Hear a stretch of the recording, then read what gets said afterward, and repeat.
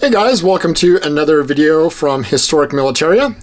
Today we're going to be looking at another Cold War Warsaw Pact helmet, and this is going to be a Czech VZ53, or in the Western world, Czech M53.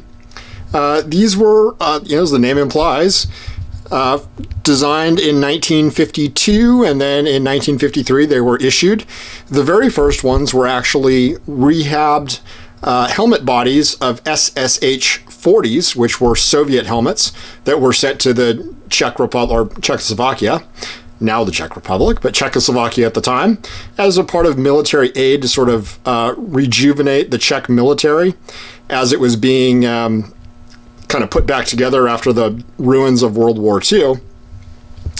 Anyway, by 1953, the Czechs were actually making their own helmets, and as you can see, it is pretty much identical to the Soviet SSH-39 and the Soviet SSH-40. There are, however, some really important differences, and a lot of people do pass these off as Soviet helmets. They are not. They are their own helmet, and they have nothing to do with Soviet manufacturing or anything like that. The easiest way to tell is your rivets up here. You've got one here and one in the back and a third one here.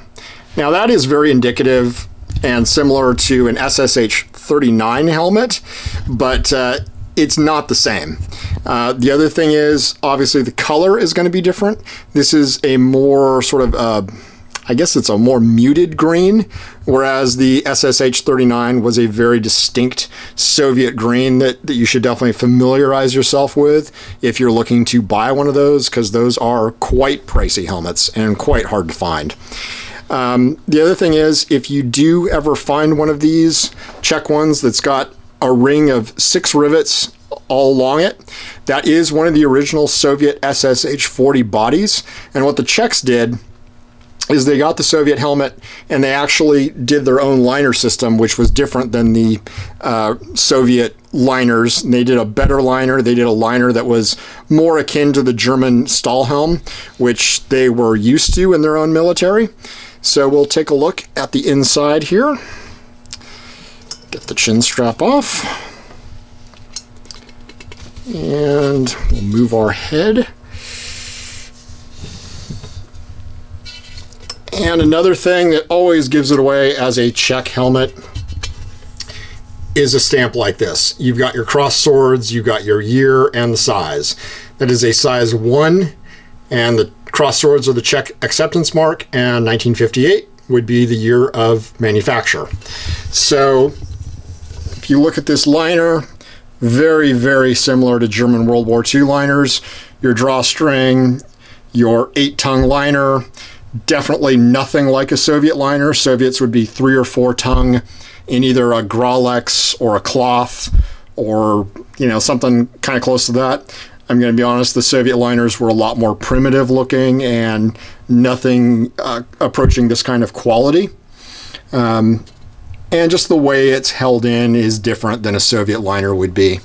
Also, your chin strap here is pretty thick Czech leather. The Czechs do some good leather work.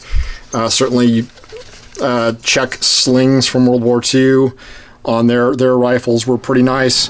So everything is a little bit higher quality than you're going to see on a Soviet helmet. So that's definitely a giveaway.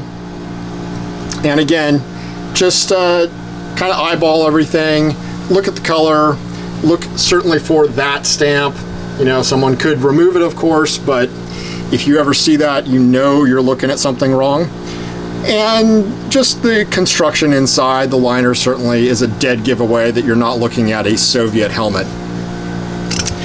But these are really interesting helmets. They were used by the North Vietnamese during the Vietnam War. They were exported there. They were exported to Cuba, Egypt, Afghanistan, Iraq. So there are definitely helmets that have seen a lot of service, and they saw service with the Czech military. So if you are looking for an interesting Cold War helmet, this would definitely fit the bill. they are not going to break the bank. You can still find them in excellent condition, like this guy right here.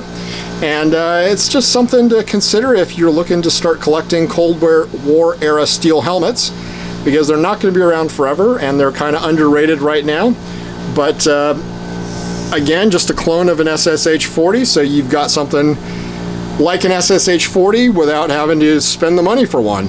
So if you've enjoyed seeing this, like and subscribe, and we'll be doing more helmet videos in the near future. Thanks a lot.